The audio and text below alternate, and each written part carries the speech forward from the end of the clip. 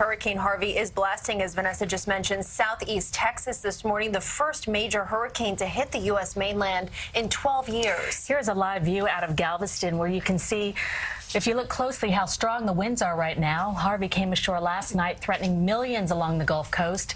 CBS 2's Don Champion is in Corpus Christi this morning. Good morning, Andrea and Cindy. Hurricane Harvey continues showing little mercy on this part of the Texas Gulf Coast. And while daylight will begin to reveal some of the initial damage, this slow motion disaster is far from over.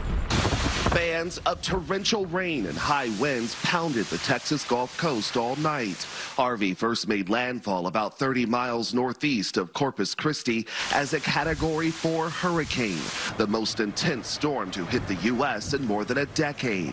125-mile-per-hour winds took aim at the town of Rockport, the high school, a senior housing center, and parts of historic downtown all hit. Hours later, the monster storm made a second landfall and started weakening, but it's on track to dump up to 3 feet of rain in some areas. As Harvey approached, officials urged coastal residents to evacuate. Many boarded buses and headed inland. Try to be strong because I don't want my children to see, and they get scared, and then it's just have them scared. I just have to be a strong mother for them. Texas Governor Greg Abbott visited a shelter in San Antonio. The most important thing that you can do is to safeguard your own life.